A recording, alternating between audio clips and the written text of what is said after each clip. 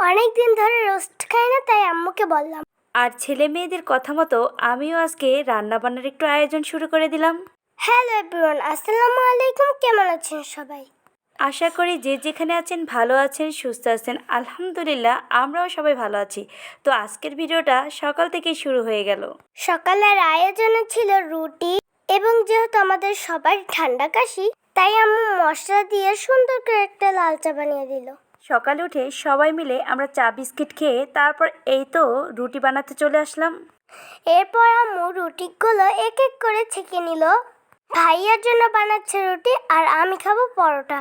প্রতিদিনের মতোই আমার 2 আইটেম বানাতে হয়, রুটি এবং ভাত। তো মেয়েটা রুটি খেতে পছন্দ করে না, এজন্য বলল আমাকে একটা তুমি পরোটা বানিয়ে দাও। এরপর মেয়ের জন্য একটা পরোটা বানিয়ে নিলাম। তো যাই হোক, এরপর আমি দুপুরের আয়োজনে চলে আসলাম। এই চালগুলো আমার নানার জমিতে হয়, এবং চালগুলোতে ছোট ছোট কণা আছে, তাই বেছে নিচ্ছি। এরপর মুরগির মাংসটা একটু ম্যারিনেট করে রাখবো, সঙ্গে দিয়েছি লেবু এবং লবণ দিয়ে 10 মিনিটের জন্য রেখে দেব। এরপর চুলাতে একটা প্যান বসিয়ে দিলাম, আর প্রথমে আমি ব্রেস্তা করে নিচ্ছি। এরপর একটা বাটিতে ব্রেস্তাগুলো উঠিয়ে নিলাম। একই প্যানে মুরগির গোশগুলো ভেজে নিব। যেহেতু এটা ফার্মের মুরগি, এই জন্য একটু সময় করে ভেজে নেব। মুরগির মাংসটা সাইড করে এদিকে আবার আমি পোলার চালগুলো একটু বসিয়ে দিলাম।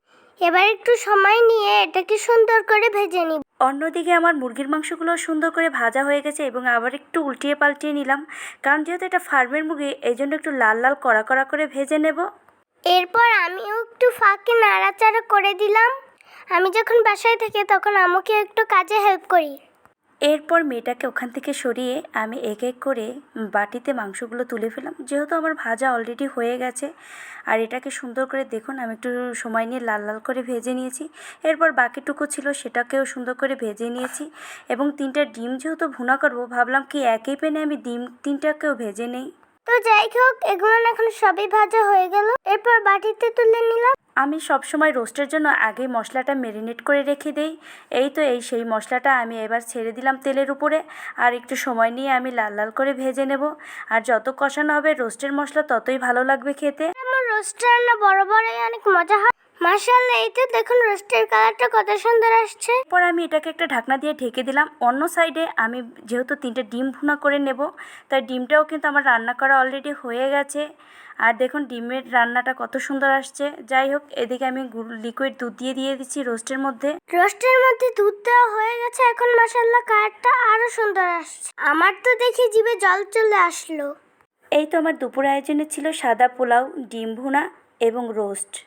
এই ছিল আজকে আমাদের দুপুরের রান্না বান্নার আয়োজন। দেখা হয়ে যাবে নেক্সট কোনো ভিডিওতে। সেই পর্যন্ত সবাই ভালো থাকেন, সুস্থ থাকেন। আসসালামু আলাইকুম।